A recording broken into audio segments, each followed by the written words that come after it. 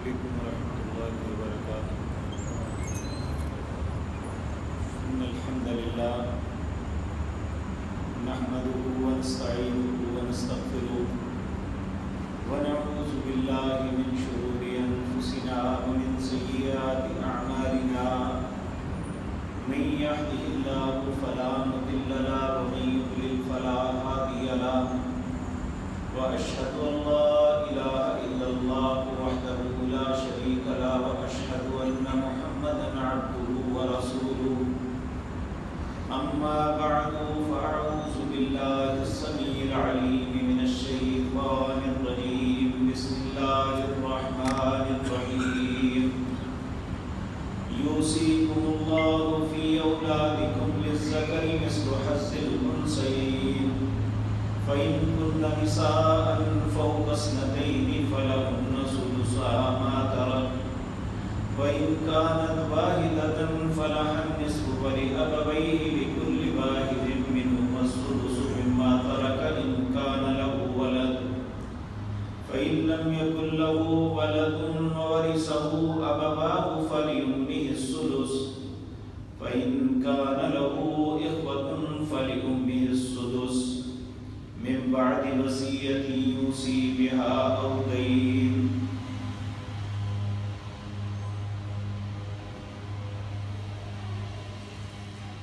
حضرات محترم،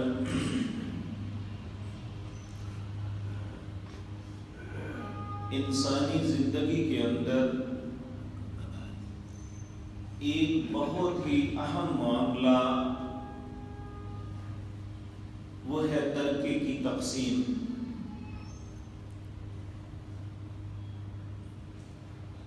میں اس معاملے میں کئی مجلسوں میں آپ کے سامنے بہت سی باتیں عرض کر چکا ہوں۔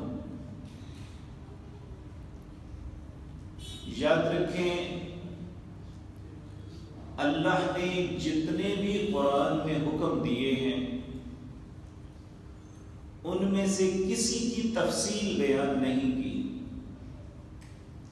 قرآن میں حکم آتا ہے اقیموا الصلاۃ، نماز قائم کرو۔ اب نماز کتنی پڑھنی ہے، کس وقت پڑھنی ہے، کتنی تعداد میں پڑھنی ہے، اس کا طریقہ کار کیا ہوگا، یہ ساری تفاصیل نبی مکرم صلی اللہ علیہ وسلم نے ہمیں بتلائی۔ آتوا الزکاۃ، زکوٰۃ دینی چاہیے، کتنی دینی چاہیے، کن کو دینی چاہیے، یہ ساری تفصیل اللہ نے اپنے نبی کی زبان سے ہمیں بتلائی۔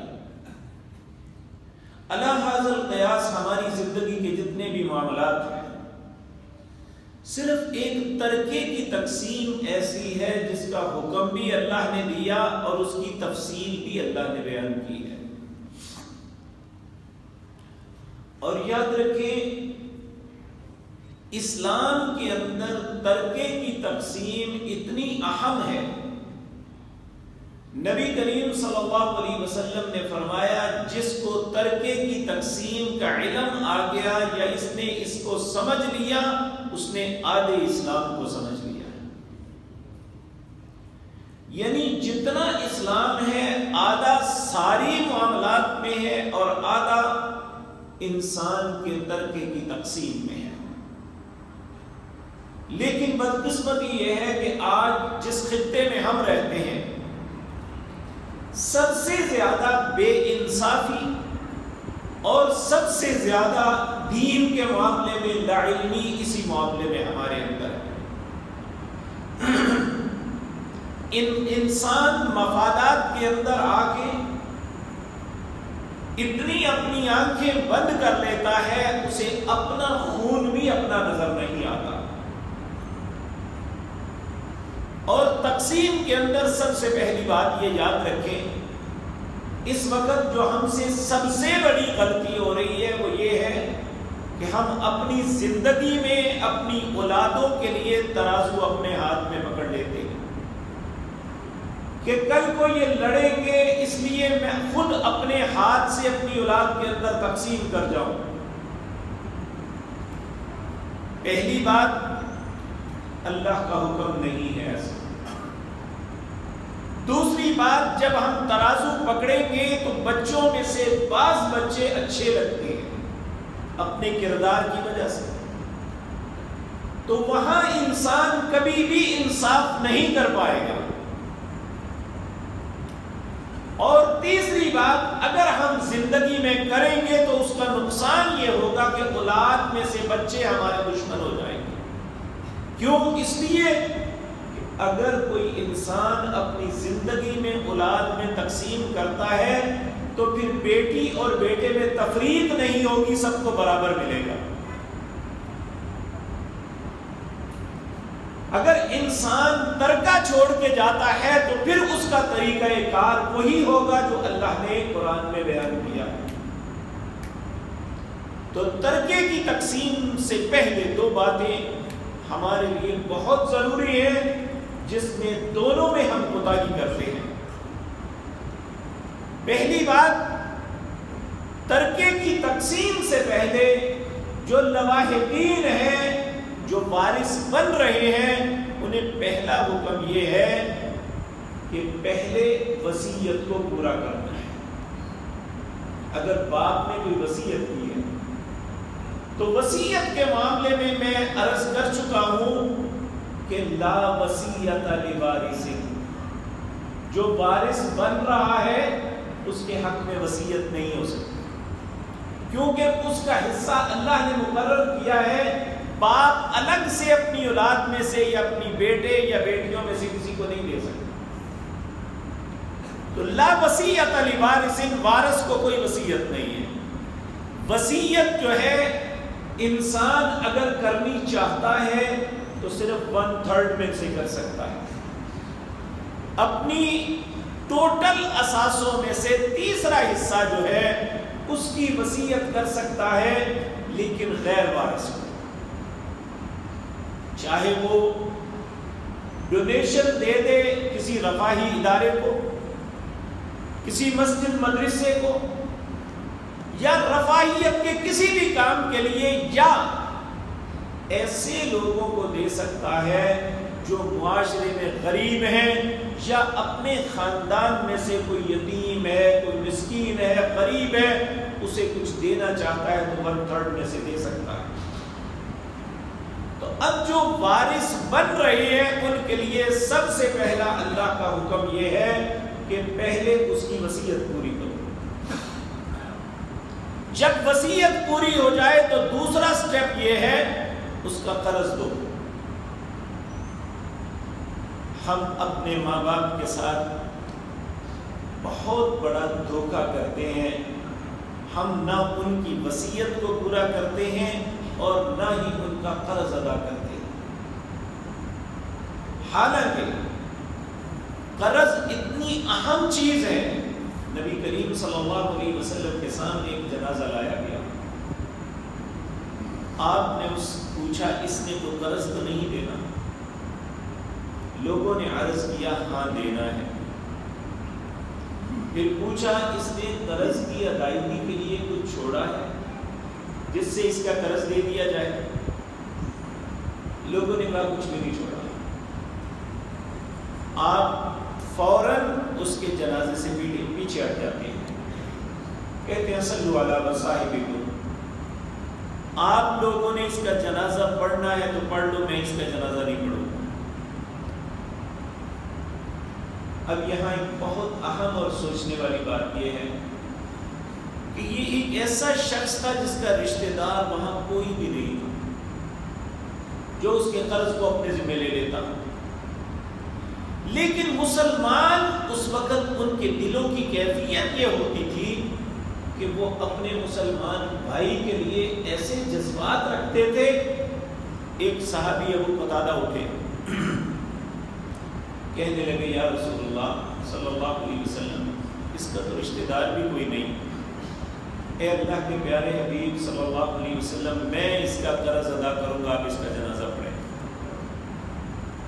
اب اس کا رشتہ کوئی نہیں ہے، صرف خیر کا جذبہ ہے کہ میرا مسلمان بھائی ہے، اور اس وقت یہ بے بسی کی حالت میں میت کی صورت میں پڑا ہوا ہے، اللہ کے نبی نے جنازہ پڑھانے سے انکار کر دیا ہے۔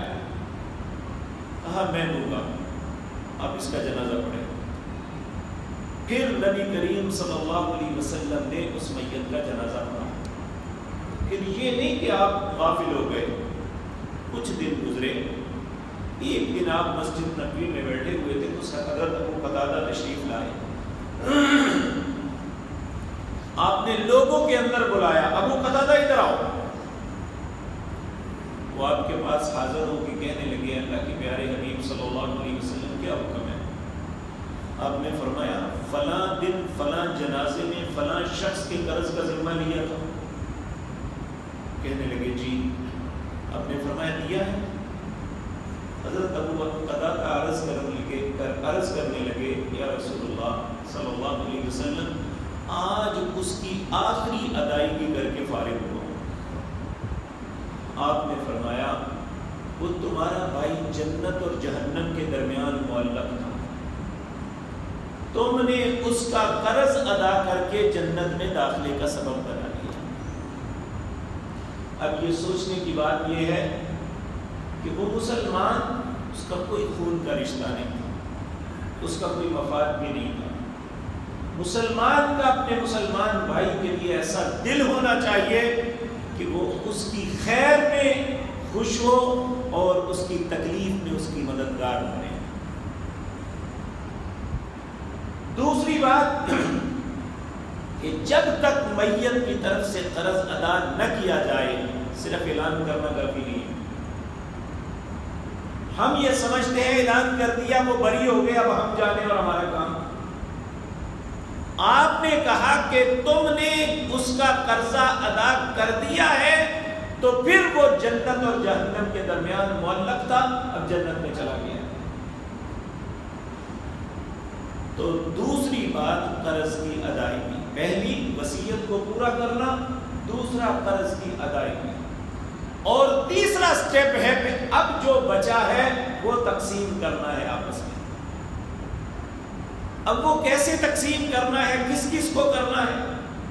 اللہ فرماتے ہیں، یہ سورۃ نساء ہے، 4واں پارہ ہے، اس کی آیت نمبر 11 سے شروع ہو جائے۔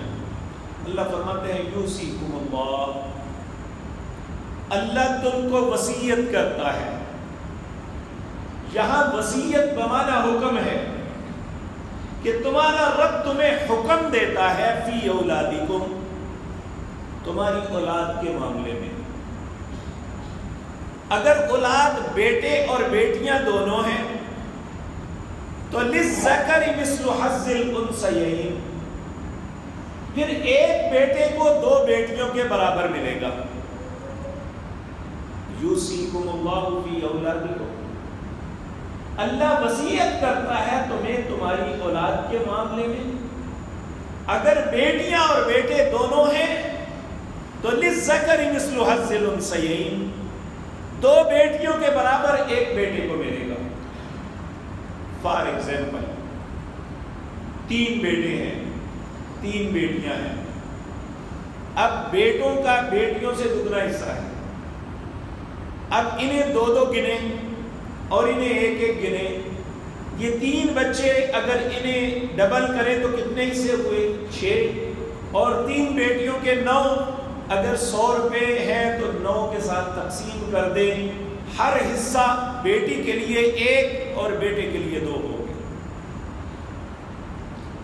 اچھا، اگر اس کے پاس بیٹا نہیں ہے، صرف بیٹیاں ہیں، وہ بیٹیاں 2 یا 2 سے زائد ہیں، تو اللہ رب العزت فرماتے ہیں فَإِن كُنَّ نِسَاءً فَوْقَ اثْنَتَيْنِ فَلَهُنَّ ثُلُثَا مَا تَرَكَ، اگر 2 یا 2 سے زیادہ بیٹیاں ہیں تو پھر ٹوٹل اثاثوں کا 2/3 یعنی 1/3 نکالے، 2/3 ان بیٹیوں کو دے دیں گے۔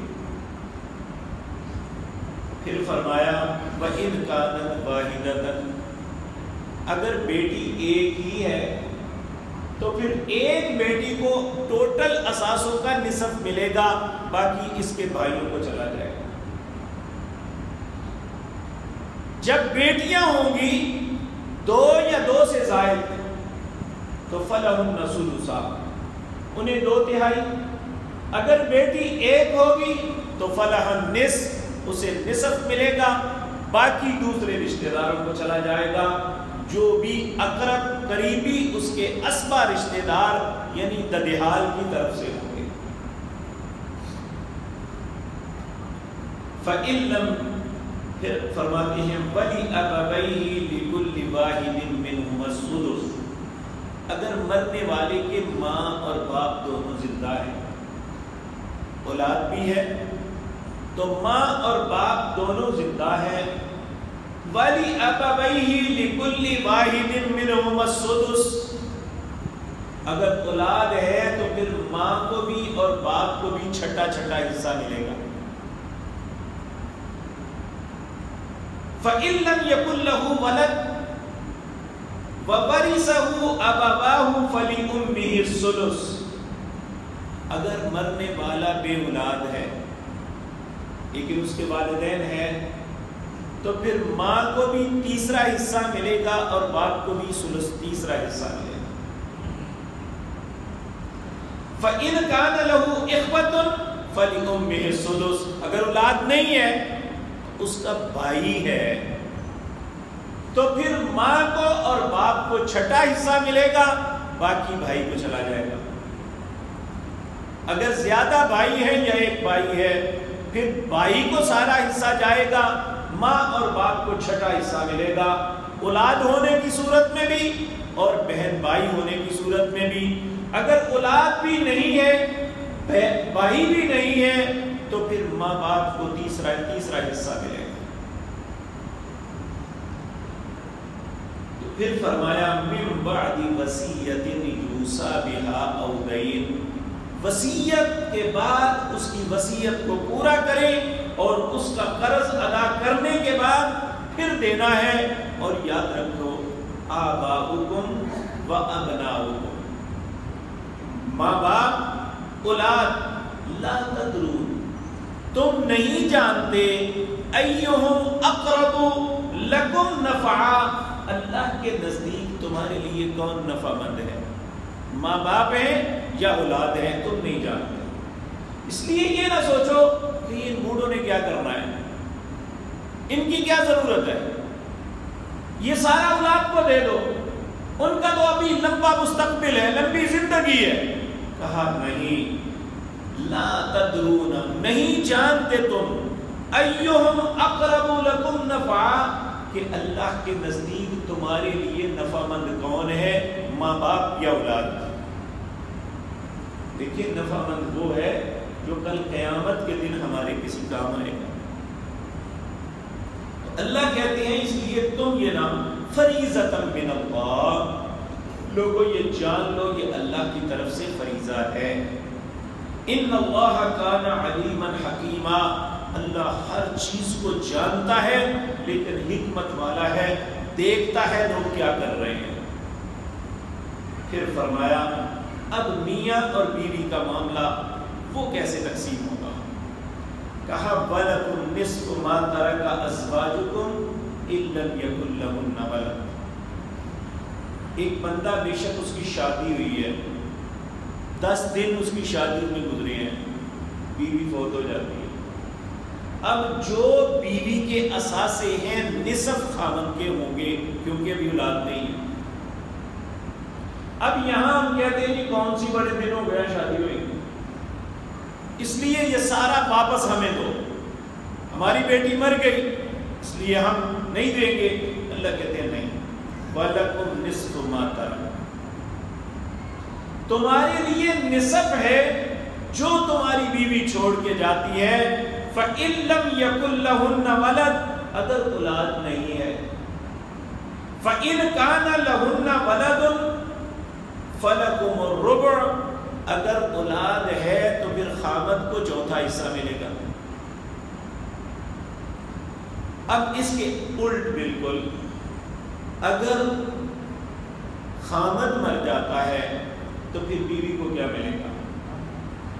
کہا وَلَهُنَّ الرُّبُعُ مِمَّا تَرَكْنَا إِن لَّمْ يَكُن لَّهُنَّ وَلَدٌ، اگر خاوند فوت ہو جائے اولاد نہیں ہے تو بیوی کو چوتھا حصہ ملے گا.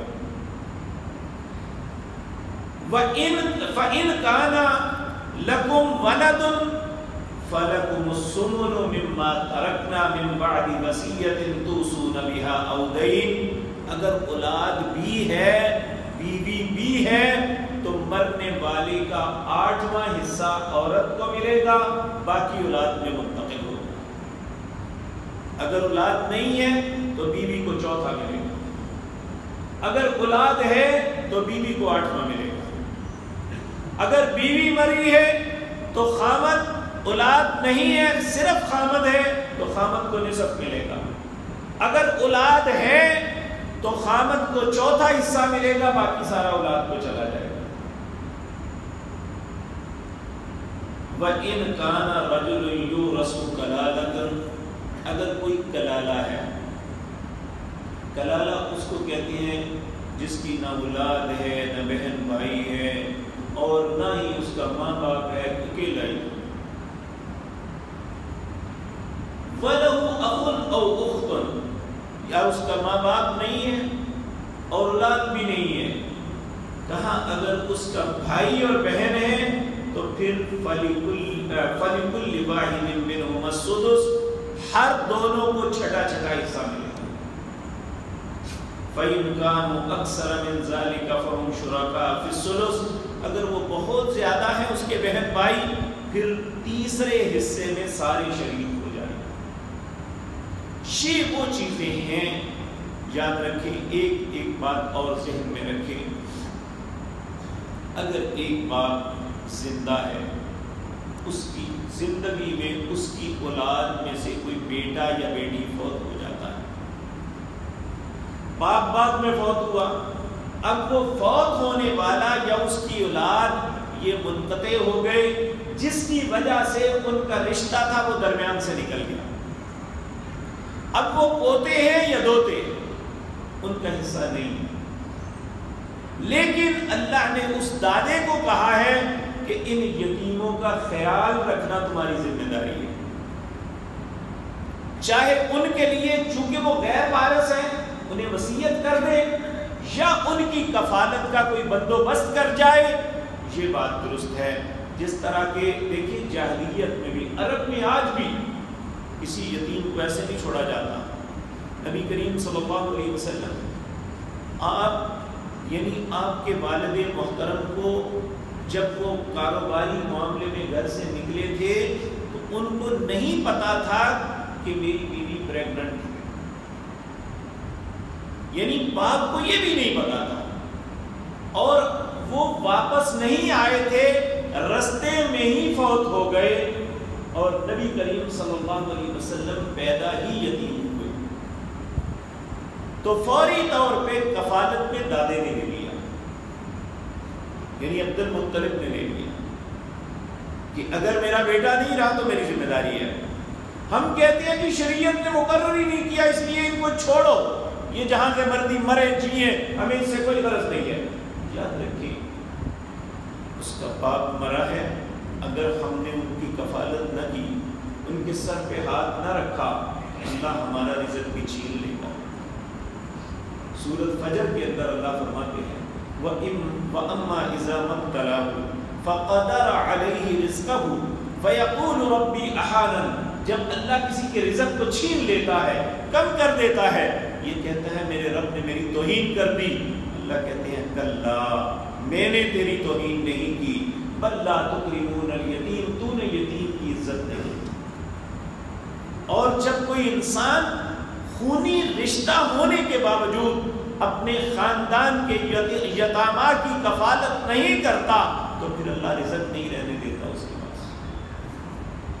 اب نبی کریم صلی اللہ علیہ وسلم دیکھیں، جب دادا فوت ہونے لگے تو انہوں نے چچا کو بلایا، کہا اب میرا آخری وقت ہے، میں تمہاری ذمہ داری لگاتا ہوں کہ تم نے اس بھتیجے میرے پوتے کی کفالت کرنی ہے۔ اور پھر ابو طالب نے جو سیدنا علی کے والد تھے انہوں نے کفالت کی۔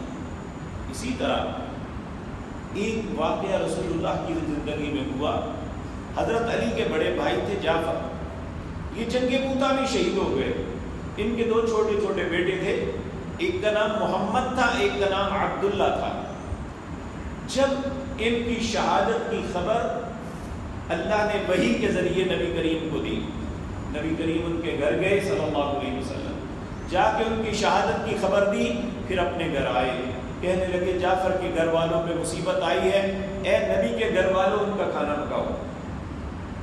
جب 3 دن گزر گئے، تیسرے دن نبی کریم صلی اللہ علیہ وسلم حضرت جعفر بن ابی طالب کے گھر گئے، لوگ تعزیت کے لیے بیٹھے ہوئے تھے۔ آپ نے کہا بھائی اٹھ کے چلے جاؤ، آج کے بعد میرے بھائی کے گھر تعزیت کے لیے کوئی نہ آئے، ختم تعزیت۔ پھر آپ اپنے چچا عباس کو ساتھ لے کے آئے اور وہاں دونوں بچوں کو لیا اور ان کی ماں کو کہنے لگے یہ جو محمد ہے ان کی کفالت میرے چچا عباس کریں گے، عبداللہ کی کفالت میں محمد رسول اللہ کروں گا صلی اللہ علیہ وسلم۔ یعنی یہ یتیموں کی کفالت یہ ذمہ داری بن جاتی ہے۔ اگر اللہ نے اسے وراثت سے محروم کیا ہے تو چچاؤں کا، تایا، پھپھی، مانو، ان سب کا حق ہوتا ہے کہ ان یتامہ کی کفالت کرے، سارا کچھ خود ہی عزم نہ کر جائے۔ تو میرے عزیز بھائیوں، یہ وہ طریقہ کار ہے، یہ قاعدہ قانون ہے جو اللہ نے وراثت کے معاملے میں سمجھایا۔ اور میں پھر وہ بات دوبارہ عرض کرتا ہوں جو سب سے پہلے کی تھی۔ نبی کریم صلی اللہ علیہ وسلم نے فرمایا ایک شخص 70 سال تک بغیر کسی گناہ کے عبادت کرتا رہے، اس کی پوری زندگی میں ایک بھی خطا نہ ہو، صرف مرتے وقت اس سے یہ خطا ہو جائے کہ وہ تقسیم کے معاملے میں غلط فیصلہ کر لے، تو کہا 70 سال تک نیچے جہنم میں جا کے رہے۔ تو تقسیم کے معاملے میں ہمیں بڑا محتاط ہونا چاہیے۔ اور یاد رکھیں جو لوگ احسان کرتے ہیں، یعنی لڑائی کو ختم کرنے کے لیے اپنے حق میں سے کچھ چھوڑ دیتے ہیں، اللہ ان کے رزق میں دوسروں سے دگنا برکت عطا فرماتا ہے۔ اس لیے یہ کئی مجلسوں سے سلسلہ چل رہا تھا کہ ہم ترکے کی تقسیم کے معاملے میں بہت سی غلطیوں کا شکار ہیں، جس کی وجہ سے بہت اچھے مسلمان ہونے کے باوجود اللہ کی نظروں میں ہم مغضوب بن جاتے ہیں، اللہ کا غضب ہم پہ آ جاتا ہے۔ اللہ ہم سب کو محفوظ فرمائے۔ یاد رکھیں ہمارے والدین کی وراثت کی تقسیم ہے یا ہماری اپنے معاملے کی تقسیم ہے، ہماری اولادوں نے کرنا ہے تو اچھی نصیحت کر کے جائیں کہ بیٹے اللہ نے یہ سب کچھ تمہیں بغیر کسی محنت کے دیا ہے، اس میں ناانصافی نہ کرنا۔ میں اپنے ہاتھ میں ترازو اس لیے نہیں پکڑتا، میں ساری زندگی محنت کی، اپنے بچپن سے جوانی کو بھی رول دیا بڑھاپے میں، اور اب میں کمزور اور نحیف بن گیا صرف تمہارے اچھے مستقبل کے لیے، تو میں اب تمہارے درمیان ترازو پکڑ کے اللہ کی عدالت میں مجرم نہیں بنوں گا۔ تم خود ذمہ دار ہو، جو انصاف کرے گا اللہ کے ہاں اجر پائے گا، جو بے انصافی کرے گا اللہ کے ہاں خود مجرم بنے گا۔ اللہ رب العزت ہم سب کو انصاف کرنے کی توفیق دے۔ یاد رکھیں انصاف کرنے والے شخص کے متعلق نبی مکرم صلی اللہ علیہ وسلم نے فرمایا، اللہ جب اپنے نور والے منبر کے اوپر اپنی مخلوق کے سامنے ظاہر ہوں گے تو اللہ کی دائیں جانب نور کے اور منبر بھی بچھائے جائیں گے۔ یہ ان کے نصیب میں ہوں گے جو زندگی کے معاملات میں انصاف کریں گے۔ اللہ ہمیں بھی انصاف کرنے کی توفیق عطا فرمائے۔ اقول قولی ھذا